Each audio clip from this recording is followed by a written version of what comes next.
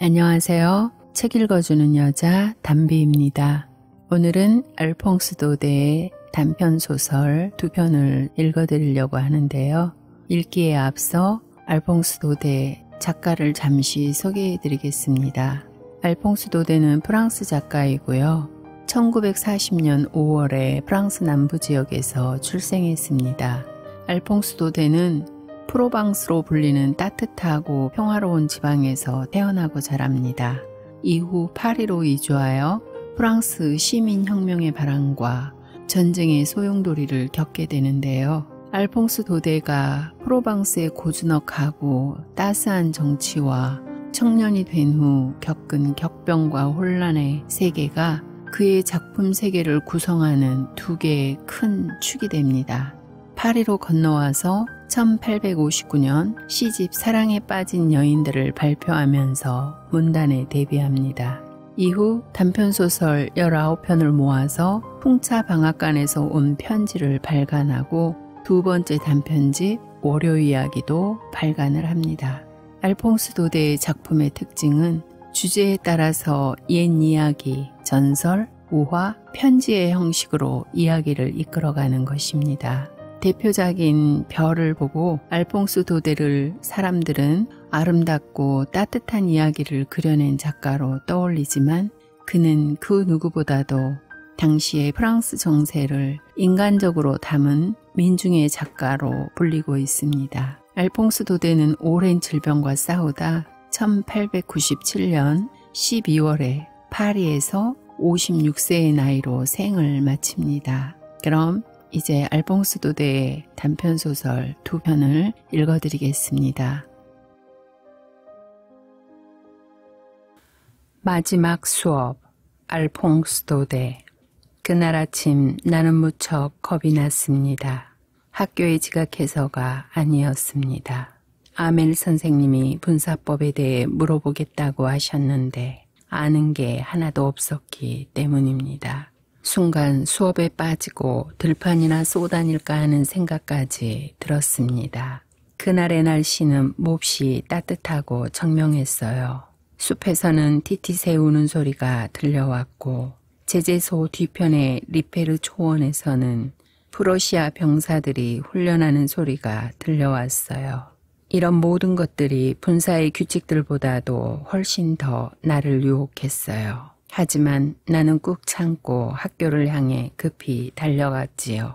면사무소 앞을 지나면서 나는 공고가 나붙은 작은 철책 주변에 사람들이 모여있는 것을 보았어요. 2년 전부터는 모든 나쁜 소식들, 즉 패전이니 징병이니 독일 사령부의 명령이니 하는 것들이 우리에게 전달된 곳이 바로 그곳이었거든요. 그래서 나는 멈추지 않고 그냥 지나치면서 또 무슨 일일까 하고 생각했어요. 내가 다름질 치며 광장을 가로질러 가는데 대장장이 바시테르 아저씨가 그의 견습공과 함께 게시판을 읽고 있다가 나에게 큰 소리로 말했어요. 얘야, 그렇게 서둘지 마라. 지각은 하지 않을 테니까. 나는 그가 나를 놀리는 거라고 생각했어요. 그러고는 숨을 헐떡이며 아멜 선생님이 계시는 학교 앞마당에 들어섰지요. 평소 수업이 시작될 때는 항상 한길까지 들릴 정도로 몹시 떠들썩했어요. 책상을 열었다 닫았다 하는 소리, 더 잘 외우려고 귀를 틀어막은 채 모두 함께 큰 목소리로 반복해 읽는 소리, 선생님이 커다란 차로 탁자를 치며 좀 조용히 하고 말하는 소리 등으로 북새통을 이루곤 했으니까요. 나는 이런 틈을 타 아무도 모르게 내 자리에 가 앉을 생각이었어요. 그런데 그날은 마치 일요일 아침처럼 너무나 조용했어요. 열려진 창문 너머로 친구들이 제자리에 차분히 앉아있는 모습과 아멜 선생님이 무시무시한 쇠자를 발밑에 끼고 왔다 갔다 하는 것이 보였어요. 나는 이 조용한 가운데 문을 열고 들어가야만 했어요. 내가 얼마나 새빨간 얼굴이 되었고 내 마음이 얼마나 조마조마했겠는지 여러분도 짐작할 수 있을 거예요. 그런데 그렇지가 않았답니다. 아멜 선생님은 나를 보고는 화도 내지 않고 매우 부드럽게 말씀하셨어요. 내 자리에 가서 앉거라, 프란츠. 하마터면 너를 빼놓고 수업을 시작할 뻔했구나. 나는 의자를 성큼 뛰어넘어 곧장 내 책상에 가 앉았어요. 두려운 마음이 조금 가라앉았을 때 나는 곧 선생님이 장학간이 오는 날이나 상장 수여식 날에만 입고 오는 고운 초록색 프로코트에 잘게 주름 잡힌 가슴 장식을 달고 수놓인 검은 비단 모자를 쓰고 계시다는 것을 알아차렸어요. 게다가 교실 전체가 이상하고 엄숙한 분위기였어요. 그러나 나를 가장 놀라게 한 것은 마을 사람들이 교실의 맨 안쪽에 평소에는 비어있는 의자에 우리처럼 조용히 앉아 있었다는 것이었지요.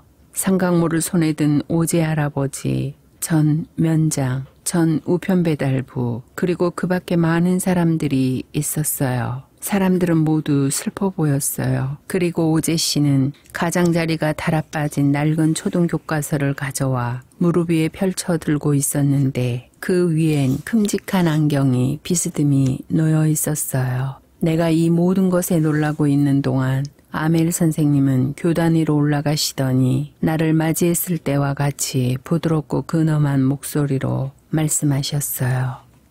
여러분, 오늘이 내가 가르치는 마지막 수업입니다. 베를린으로부터 알자스와 로렌 지방의 학교에서는 이제부터 독일어만 가르치라는 명령이 내려왔습니다. 새로운 선생님이 내일 오실 겁니다.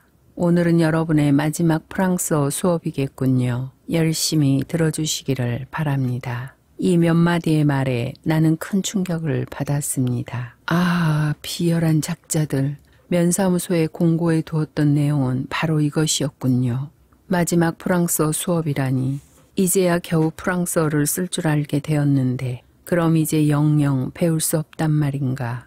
여기서 멈춰야만 한다니. 그동안 헛되이 보내버린 시간들이 얼마나 후회스럽던지. 새집을 찾아 뛰어다니거나 사하르강에서 얼음을 지치느라 빼먹었던 수업들. 조금 전까지만 해도 그태록 권태롭게 느껴지고 그토록 들고 다니기에 무겁게만 느껴지던 내 책들. 문법책이며 성스러운 역사책, 그 모든 것들이 헤어지기엔 너무나 가슴 아픈 오랜 친구들처럼 느껴졌어요. 그것은 아멜 선생님도 마찬가지였어요. 그가 이제 떠나가리라는 생각에, 다시는 그를 보지 못하리라는 생각에 벌받던 일도 차로 두들겨 맞던 일도 까맣게 잊어버리고 말았어요. 불쌍한 선생님, 저렇게 차려입은 것도 이 마지막 수업에 경의를 표하기 위한 것이었구나. 그제야 나는 마을의 어른들이 교실에 앉아 계신 이유를 이해할 수 있었어요. 그들은 학교에 좀 더 자주 와보지 못했던 것을 후회하고 있는 것 같았어요. 또한 40년간 훌륭한 봉사를 하신 선생님께 감사하고 동시에 떠나가는 우리의 조국에 경의를 표하려는 것 같았어요. 내 생각이 거기까지 이르렀을 때 내 이름이 불리는 것을 들었어요. 내가 외운 것을 읽을 차례였어요. 이런 날 분사의 규칙을 소리 높여 낭낭하게 하나도 틀리지 않고 쭉 외울 수만 있다면.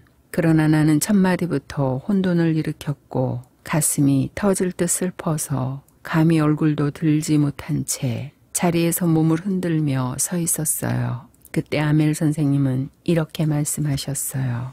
프란츠, 너를 꾸짖진 않겠다. 너는 벌을 받을 만큼 충분히 받은 셈이니까. 그건 바로 이런 것이란다. 날마다 이렇게 말하곤 했겠지. 까짓것 시간은 얼마든지 있으니까 내일 외우지 뭐. 그래서 어떤 일이 일어났는지 내가 보는 대로다. 아, 교육을 뒤로 미룬 것은 우리 알자스의 커다란 불행이었다. 이젠 프러시아인들이 우리에게 뭐라고? 너희들이 프랑스인이라고 우겼지? 그런데도 너희들은 너희 나라 말을 읽을 줄도 쓸 줄도 모른단 말이냐? 라고 한들 뭐라고 답하겠니? 가엾은 프란츠. 하지만 제일 큰 죄를 지은 것은 너뿐만이 아니란다. 우리 모두 스스로에게 해야 할 비난의 몫을 갖고 있는 거야. 너희 부모님들은 너희들을 교육시키는데 별로 열의가 없었어. 몇 푼이라도 더 벌려고 너희들을 둘이나 공장에 보내기를 더 좋아했지.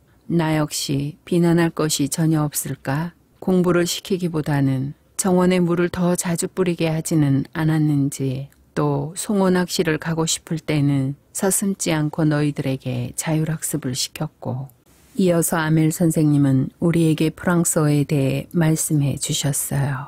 프랑스어는 세상에서 가장 아름답고 가장 분명하며 확고한 언어라고 하셨어요. 그리고 이 언어를 우리 마음속에 간직하고 절대로 잊어서는 안 된다고 말씀하셨어요. 왜냐하면 어느 민족이 노예가 되더라도 자기 나라 말을 잘 간직하고 있는 한 마치 감옥의 열쇠를 쥐고 있는 것과 다름없기 때문이라고 하셨어요. 그리고 나서 문법책을 들고 다음 외울 것을 읽어주셨어요. 그때 나는 얼마나 이해가 잘 되던지 스스로도 놀랄 정도였어요. 선생님이 하시는 모든 말씀이 내게는 아주 쉽게 여겨졌거든요. 또한 지금까지 내가 그토록 열심히 읽은 적도 선생님이 그만큼의 참을성을 보이신 적도 결코 없었던 것처럼 생각되었거든요. 저 가엾은 분은 마치 떠나기 전에 자기가 알고 있는 모든 지식을 한꺼번에 우리 머릿속에 넣어주려고 하는 것 같았어요. 그 다음은 쓰기 수업으로 넘어갔어요. 아멜 선생님은 우리를 위해 새 글씨본을 준비하셨는데 그 위엔 아름답고 둥근 글씨체로 프랑스 알자스라고 써 있었어요. 그것은 마치 작은 깃발들이 우리들 책상의 가로대에 매달려 교실 가득히 펄럭이고 있는 것처럼 보였어요.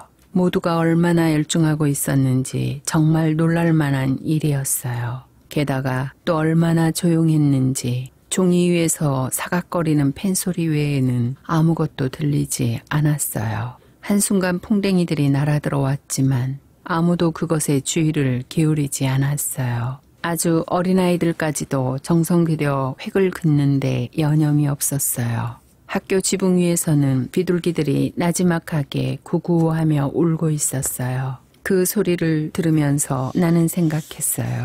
이제 저 비둘기들에게도 독일어로 노래하라고 강요하지는 않을까? 이따금 내가 눈을 들어보면 아멜 선생님이 강단에서 움직이지 않는 채로 마치 자신의 눈 속에 이 작은 학교의 모든 것을 담아가기라도 하려는 듯이 주위의 사물들을 응시하고 계신 것을 볼 수 있었어요. 생각해 보세요. 40년 전부터 그는 언제나 같은 장소에 있었으니까요. 맞은편에 있는 학교 마당과 항상 똑같은 그의 교실과 더불어 걸상이며 책상들이 단지 오랫동안 문질러져 반들거릴 뿐 옛날 그대로였으니까요. 학교 마당의 호두나무는 크게 자랐고 그가 손수 심은 호프넝쿨은 이제 지붕까지 자라나 창문을 장식하게 되었어요. 이런 모든 것으로부터 떠나야 한다는 생각과 여동생이 위층 방에서 짐을 꾸리느라 왔다 갔다 하는 소리를 듣는 일이 이 가엾은 분에게 얼마나 가슴 아픈 일일까요? 그들은 내일이면 떠나야 합니다. 이곳을 떠나 영원히. 그래도 그는 끝까지 수업을 계속했어요. 쓰기 수업 다음에는 역사 수업으로 이어졌어요. 그리고 학습반 학생들은 바베, 비, 보, 부를 모두 함께 합창했어요. 교실 안쪽에서는 오재 영감님이 안경을 끼고 양손에 초등 교과서를 든 채 한자 떠듬거리며 읽고 있었어요. 그분 또한 열심인 것을 볼 수 있었어요. 그의 목소리는 감정이 복받치는지 떨리고 있었는데 그 소리가 너무나 이상해서 우리는 웃고 싶기도 울고 싶어지기도 했어요. 나는 이 마지막 수업을 잊지 못할 거예요. 그때 갑자기 교회의 종소리가 정오를 알렸어요. 그리고 나서 곧 삼종 기도를 알리는 종소리가 울렸어요. 그와 동시에 훈련에서 돌아오는 프로이센 병사들의 나팔 소리가 교실 창문 밑에서 울려 퍼졌어요. 아멜 선생님은 몹시 창백해진 채 교단에 섰어요. 이제껏 그의 키가 그렇게 커 보인 적은 한 번도 없었답니다. 여러분, 나는 하지만 무언가가 목에 걸려 그를 숨막히게 하는 것 같았어요. 그는 끝까지 말을 잇지 못했어요. 그러자 그는 칠판을 향해 몸을 돌리고 백묵을 쥐고는 온 힘을 다해 될 수 있는 한 크게 쓰는 것이었어요. 프랑스 만세. 그리고 나서 그는 벽에 머리를 기댄 채 움직이지 않고 그대로 서 있었어요. 그리고 아무 말 없이 손짓으로 우리에게 지시했어요. 이제 수업이 끝났으니 돌아가세요.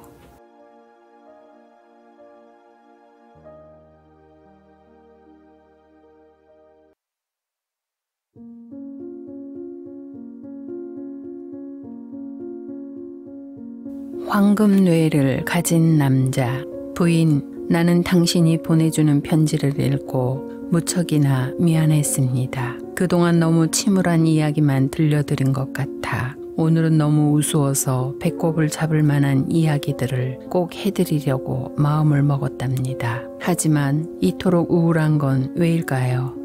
안개 덮인 파리를 등지고 북소리가 울리고 사양 포도주가 넘쳐나는 고장에 햇살 가득한 언덕 위에 살면서 말이에요. 제 주변은 온통 햇살과 음악뿐이지요. 피리새들은 나를 위해 오케스트라를 연주하고 박새들은 합창을 들려줍니다.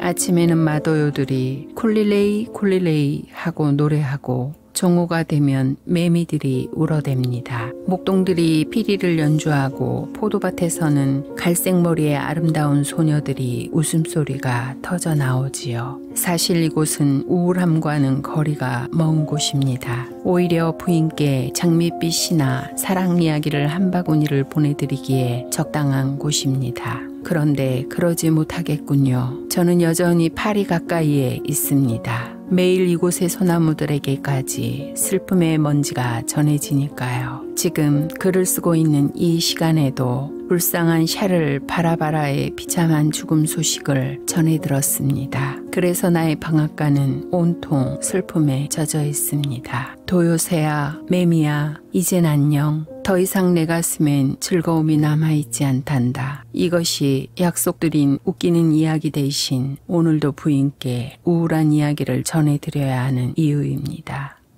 옛날 황금뇌를 가진 사람이 있었습니다.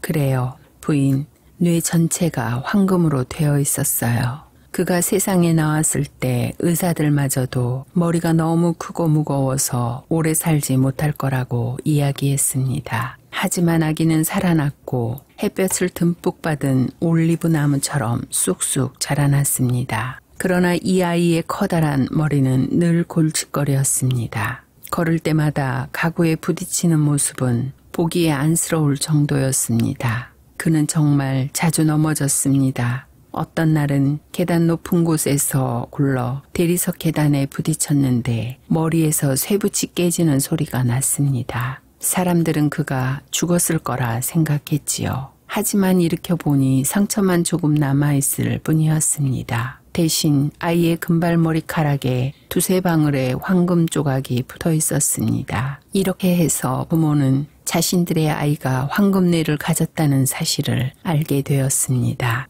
하지만 이런 사실은 비밀에 붙여졌습니다. 가엾은 아이는 자신의 비밀을 전혀 눈치채지 못했습니다. 그저 자기는 왜 다른 아이들과 함께 문 앞에서 뛰어놀지 못할까 궁금했을 뿐입니다. 우리 보물단지를 누가 훔쳐갈까봐 그러는 거야. 어머니는 이렇게 대답했습니다. 아이는 정말로 누가 자기를 훔쳐갈까 두려웠습니다. 그래서 학교에서 돌아와도 혼자서 놀았고 말없이 무거운 머리를 끌고 이방저방을 돌아다닐 뿐이었습니다. 아이가 18살이 되는 날 부모는 아이가 가지고 태어난 끔찍한 선물에 대해 이야기해 주었습니다. 그리고 이제까지 키워주고 먹여준 대가로 머릿속의 금을 조금만 떼어달라고 요구했습니다. 아이는 아무런 망설임도 없이 그 자리에서 금을 떼어주었지요. 어떻게 그랬냐고요? 거기에 대해서는 전해지는 이야기가 없답니다. 어쨌든 아이는 호두 크기만한 금덩이를 머리에서 떼어 어머니의 무릎 위에 던져주었습니다. 이제 자기의 머릿속에 엄청난 재물이 들어있다는 사실에 황홀해진 아이는 욕망에 미치고 권능에 취해 부모의 집을 떠나갔습니다. 그리고 세상으로 나아가 자신이 지닌 보물을 마음껏 낭비하기 시작했습니다. 그가 분별 없이 펑펑 써대며 호화롭게 살아가는 것을 본 사람들이라면 그의 뇌가 결코 닳지 않을 거라고 생각했을 것입니다. 하지만 그의 뇌는 조금씩 없어지고 있었습니다. 사람들이 보기에도 그의 눈은 점점 희미해졌고 볼도 움푹 패어가고 있었습니다. 그렇게 방탕과 광란의 밤을 보내던 어느 날 아침이었습니다. 어질러진 파티의 자네들 사이에 홀로 남아있던 불행한 사내는 희미한 불빛 아래 자기 머리에 커다란 구멍이 나 있는 것을 알고는 소스라치게 놀랐습니다. 이제 그런 생활을 멈추어야 할 때가 온 것입니다. 그날 이후 그는 당장 새로운 삶을 시작했습니다.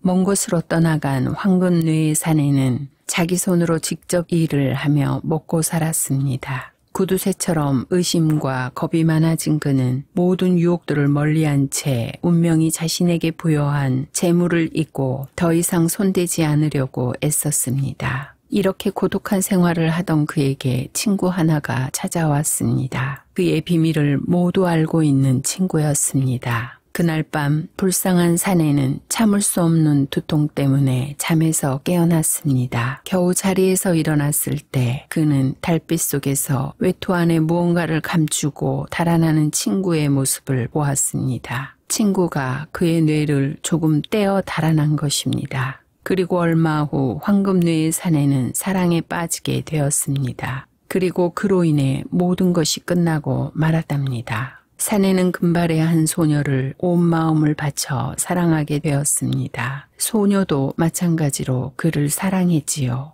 하지만 그녀는 술이 달린 장식과 하얀 거위 깃털로 만든 이불 그리고 금색의 예쁜 장화를 더 사랑했습니다. 예쁜 새나 귀여운 인형과도 같은 이 여인의 손에서 자신이 가진 금들이 녹아 사라져도 사내는 기쁘기만 했습니다. 여인은 수시로 변덕을 부렸지만 사내는 한 번도 그녀의 부탁을 거절하지 않았습니다. 또한 그녀가 불안해할까 자신의 재물에 얽힌 슬픈 비밀은 끝까지 감추었습니다. 우리는 아주 큰 부자인 거죠? 그녀가 물으면 불쌍한 남자는 대답했습니다. 오, 그럼 아주 큰 부자지. 자신의 뇌를 먹고 사는 작은 파랑새에게 그는 애정어린 미소를 지어 보이곤 했습니다. 가끔씩 사내는 두려운 마음에 이전의 구두쇠 생활로 다시 돌아가고 싶었습니다. 하지만 그럴 때마다 소녀는 깡충깡충 뛰며 다가와 말하곤 했습니다. 여보, 당신은 부자잖아요. 비싼 거 하나만 사줘요. 그러면 사내는 값비싼 물건을 사주어야 했습니다. 이런 생활이 2년 동안 지속되었습니다. 그런데 어느 날 소녀는 세상을 떠나고 말았습니다. 이유도 없이 한 마리의 새처럼 말입니다.